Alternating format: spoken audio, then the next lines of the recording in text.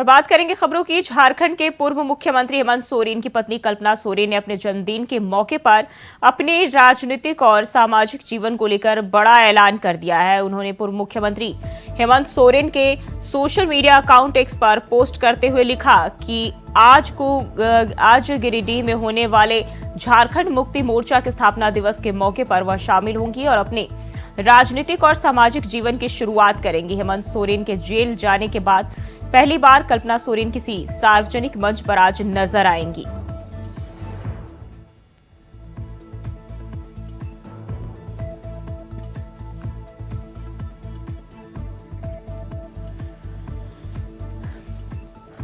तो कल्पना सोरेन ने राजनीति में एंट्री का ऐलान कर दिया है और गिरिडीह से पॉलिटिक्स में अपना कदम रखेंगी। तो झारखंड के पूर्व सीएम हेमंत सोरेन की पत्नी है कल्पना सोरेन और अब जो है राजनीति में एक्टिव होने जा रही हैं, जिसका उन्होंने ट्वीट करके ऐलान किया है।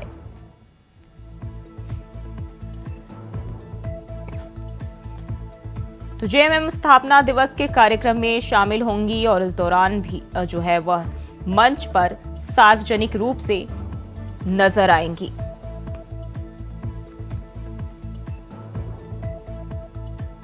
तो कल्पना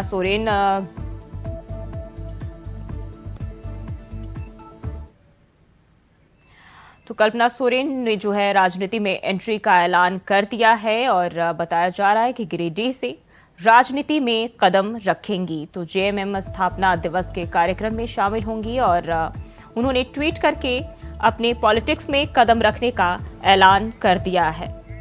कल्पना सोरेन जी का राजनीतिक में प्रवेश होने से महागठबंधन बहुत मजबूत स्थिति में उभरेगी और मुझे विश्वास है कि इस बार के लोकसभा चुनाव में 14 सीट पे महागठबंधन की सरकार की विजय होगी। कल्पना सोरेन का राजनीति में प्रवेश करना ये संकेत देता है कि हेमंत सोरेन के जितने भी अधूरे सपने हैं उनको पूरा करने का प्रयास कल्पना सोरेन जी करेंगी और महिलाओं को और इस झारखंड के वासियों को हक दिलाने का काम करेंगी। और ये पूरे झारखंड के लिए शुभ संकेत है। कल्पना सोरेन जी के आने से निश्चित तौर पे महागठबंधन की सरकार मजबूत उभरेगी और 2024 में सभी सीटों पर विजय प्राप्त करेगी। और इसी खबर पर ज्यादा जानकारी के साथ रांची से अजय कुमार पांडे हमारे साथ जुड़ गए हैं। अजय, कल्पना सोरेन ने एक्टिव राजनीति में एंट्री का ऐलान कर दिया है, क्या जानकारी निकल के सामने आ रही है?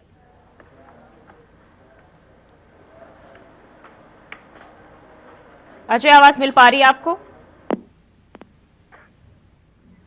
लगता है संपर्क टूट गया, दोबारा से जोड़ने की कोशिश करेंगे। तो कल्पना सोरेन ने अपने राजनीति में एंट्री का ऐलान कर दिया है और गिरिडीह से जो है वो राजनीति में अपने कदम रखेंगी। तो ट्वीट करके हेमंत सोरेन की पत्नी कल्पना सोरेन ने अपनी राजनीति में एंट्री का ऐलान किया है।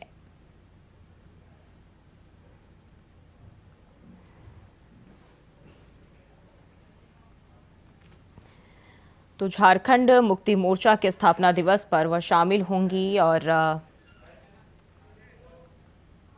अजय दोबारा से हमारे साथ जुड़ गए हैं। अजय, कल्पना सोरेन ने अपने राजनीति में एंट्री का ऐलान कर दिया है, क्या जानकारी मिल रही है? बिल्कुल, उन्होंने कल चूंकि कल कल्पना सोरेन जी की जन्मदिन था और जन्मदिन में के अवसर पर उन्होंने देशम गुरु शिबू सोरेन जी से आशीर्वाद लिया, माता पिता से आशीर्वाद लिया और उनसे ये कहा कि अब आशीर्वाद के लेने के बाद उन्होंने कल ही घोषणा की है कि अब वो राजनीतिक एंट्री करेंगे। यानी हेमंत सोरेन की जो राजनीतिक में जो उनकी कमी होगी वो हेमंत सोरेन की पत्नी कल्पना सोरेन अब राजनीतिक में अपनी दस्तक देंगी और अपनी जो लोकसभा चुनाव होना है महागठबंधन के साथ जो चुनाव लड़ना है बीजेपी के साथ जो चुनावी दंगल में वो अपनी महत्वपूर्ण भूमिका निभाएंगी और वो अपनी पति जो अपनी जेल में हैं, जो हेमंत सोरेन अभी जेल में हैं, वो अपनी बातों को उसी मुद्दे को रख करके इस चुनावी यानी लोकसभा चुनाव 2024 में वो अपनी प्रखर ये बात एक रख करके चुनाव को लड़ेंगे। जी, और बात करें तो गिरिडीह से जो है चुनावी मैदान में उतरने के पीछे की क्या रणनीति हो सकती है? आज मुख्यमंत्री हेमंत सोरेन लगभग 34,000 करोड़ की योजनाओं का आज वो शिलान्यास करेंगे यानी उद्घाटन भी करना है। वैसे में वो मुख्यमंत्री मुख्यमंत्री अपने कार्यक्रम है और झारखंड मुक्ति मोर्चा का वो स्थापना दिवस भी वहाँ होना है। तो ऐसे में वो मुख्यमंत्री अपनी साझा कार्यक्रम के साथ कल्पना सोरेन भी अपने उस मंच का साझा करेंगी और वो अपनी आवाज को वो बुलंद इस माध्यम से वो जनता को देंगे। जी, फिलहाल अगर बात करें तो पूर्व मुख्यमंत्री यानी हेमंत सोरेन जो है जेल में बंद है और अब जो है कल्पना अपने चुनावी मैदान में उतरने का आगाज कर चुकी है, जो ऐलान कर चुकी है। क्या होगा उनका जो आगे का समीकरण?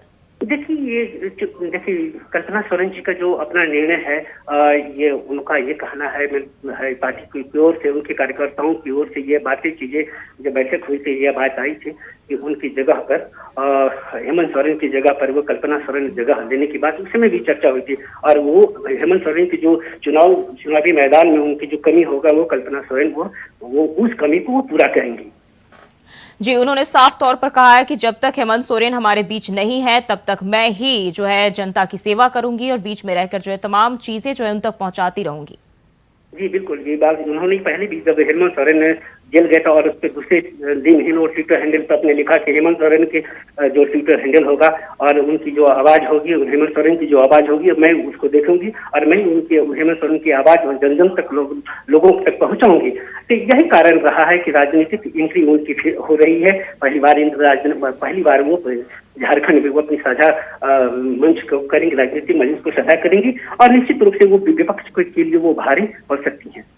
जी अजय, बहुत बहुत शुक्रिया आपका जानकारी साझा करने के लिए।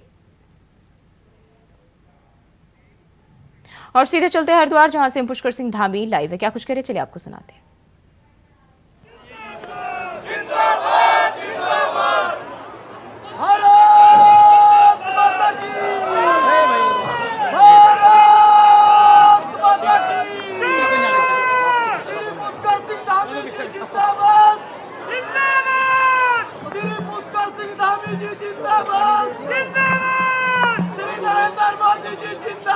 भारत माता की, भारत माता की, भारत माता की।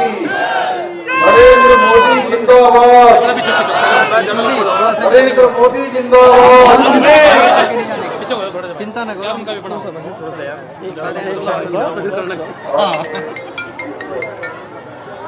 लाभार्थी सम्मेलन मंच पर आसीन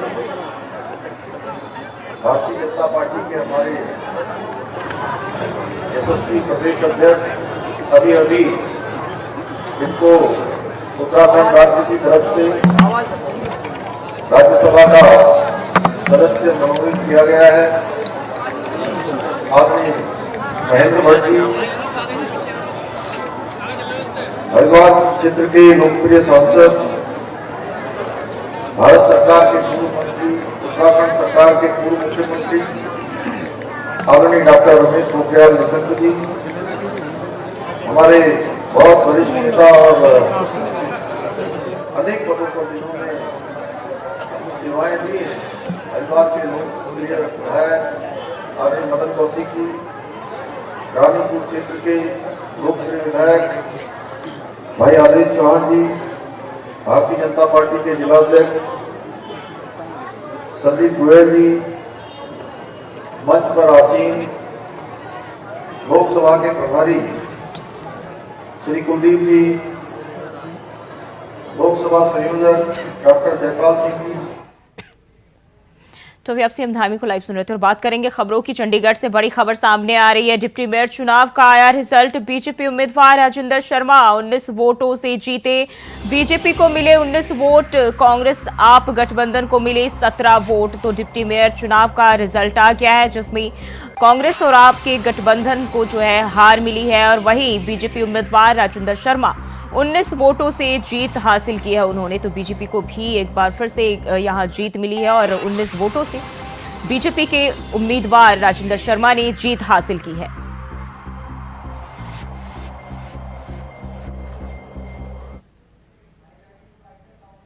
और बढ़ते हैं आगे। गाजियाबाद के थाना साहिबाबाद पुलिस को बड़ी सफलता मिली है, जहां पुलिस ने ऑटो में बैठाकर महिलाओं के साथ जालसाजी करने वाले 2 लुटेरों को मुठभेड़ में घायल कर गिरफ्तार कर लिया है। बता दें कि आरोपियों के कब्जे से ज्वेलरी और 4,380 रुपए की नकदी के साथ ही 2 अवैध तमंचे और 3 जिंदा कारतूस भी बरामद किए गए हैं।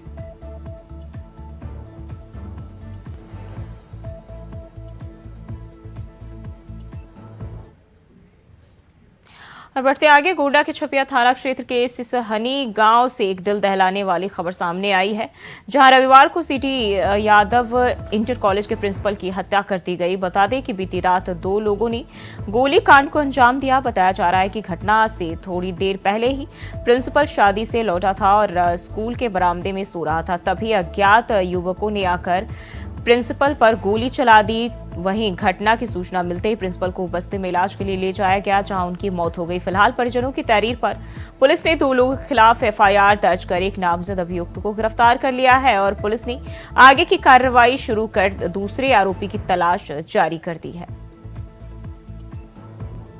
थाना छपिया पुलिस को सूचना प्राप्त हुई कि थाना क्षेत्र अंतर्गत चांदारती गांव में एक व्यक्ति को सर में गोली लगने से गंभीर रूप से घायल हो गया है, जिससे उपचार हेतु परिजनों द्वारा CHC ले जाया गया है, जहां उसकी मृत्यु हो गई। इस सूचना पर तत्काल SHO छपिया एवं उच्च अधिकारियों द्वारा घटनास्थल पर पहुंचकर मुआयना किया गया तथा परिजनों से वार्ता की गई। परिजनों द्वारा बताया गया कि जो मृतक है दिनेश, वो अपने मामा के यहाँ चांदारती गाँव में आए हुए थे तथा सोने हेतु अपने मामा की दुकान पे बाहर सो रहे थे अपने भाई एवं मामा के लड़कों के साथ। इसी बीच रात 2 नामजद व्यक्तियों द्वारा उनके सर में गोली मार दी गई, जिससे उनकी मृत्यु हो गई। और बढ़ते आगे, करहल में दूल्हा और दुल्हन में विवाद हो गया, जहां दूल्हे ने दुल्हन के साथ मारपीट की। दरअसल चढ़ाव के समय फेरों से पहले यह विवाद हुआ। विवाद के बाद करहल पुलिस भी मौके पर पहुंच गई और दूल्हा दुल्हन को थाने लेकर आई। वहीं रिश्तेदार भी करहल थाने पहुंच गए और समझौते की प्रक्रिया शुरू कर दी गई। दुल्हन ने समझौते करने से इनकार कर दिया और दूल्हे पर कार्रवाई करने पर दुल्हन अड़ गई, जिसके बाद पुलिस ने दुल्हन और दूल्हे के पिता को हिरासत में ले लिया और दुल्हन को भी थाने में बिठा लिया।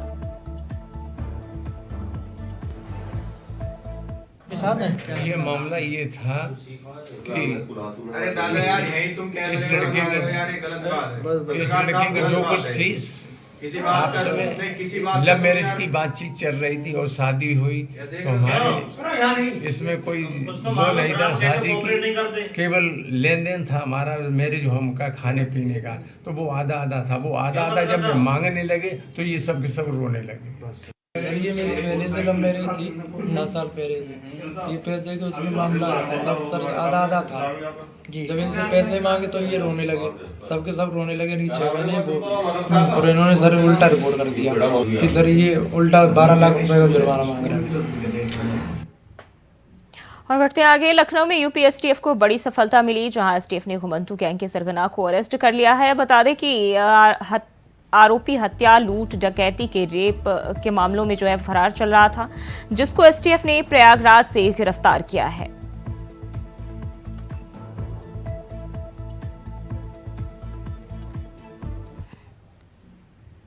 और खबर लखनऊ से है, जहां बीजेपी सांसद उपेंद्र रावत का आपत्तिजनक वीडियो वायरल हो रहा है। बता दें कि उपेंद्र रावत बीजेपी की पहली लिस्ट में टिकट घोषित हुआ था। वहीं वीडियो से लखनऊ से दिल्ली तक हड़कंप मच गया है। तभी उपेंद्र रावत के एक निजी सचिव ने अज्ञात के खिलाफ मुकदमा दर्ज कराया। पुलिस ने मुकदमा दर्ज कर जांच पड़ताल शुरू कर दी है।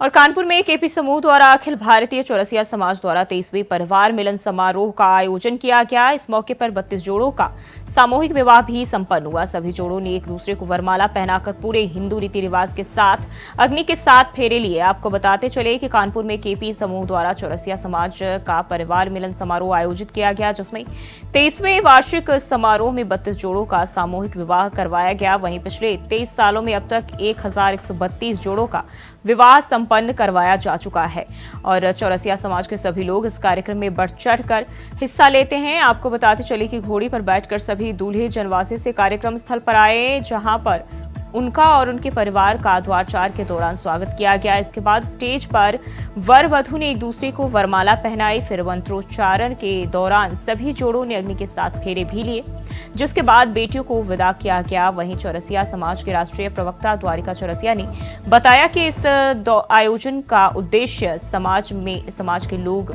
एक ही दिशा में सोच और आपसी सामंजस्य को मजबूत करते हुए समाज के लोगों को सहायता के लिए संपन्न लोगों को आगे आना पड़ेगा। राष्ट्रीय स्तर पर इस कार्यक्रम का आयोजन करता है। लगभग पिछले 23 वर्षों से लगातार सामूहिक विवाह के इस कार्यक्रम का आयोजन होता रहा है और आज 32 जोड़ों का विवाह यहाँ पर होने जा रहा है, जिसमें एक जोड़ा जो है दिव्यांग भी है और इसमें ये भी प्रयास किया गया है कि जो भी इस तरह से हमारे जो बच्चे हैं जो दिव्यांग होने के कारण परिणय सूत्र में नहीं बंध पाते हैं, उसको भी हमने आगे लाने का यहाँ पर प्रयास किया, जो सफल रहे। अभी तो एक जोड़ा हुआ है, लेकिन जब हमारी संरचना हुई, लोगों की बातचीत हुई, आगे भी 5-7 जोड़े अगले वर्ष के लिए, आने वाले कल के लिए तैयार होना शुरू किए हैं हमने। ये हमारा प्रयास रहा है। और वहीं लखनऊ से हम जानकारी सामने आ रही, प्रत्याशियों की दूसरी सूची 8 मार्च को जारी करेगी बीजेपी। 7 मार्च को बीजेपी संसदीय बोर्ड की होगी बैठक में प्रत्याशियों के नाम को लेकर मंथन होगा। सुभाषपा आरएलडी अपना दल की सीटें तय की जाएंगी। वहीं बिजनौर बागपत सीट आरएलडी को दी जा सकती है। अमरोहा सीट पर भी दावेदारी पेश कर रही आरएलडी, तो सूत्रों के हवाले से यह जानकारी सामने आ रही है।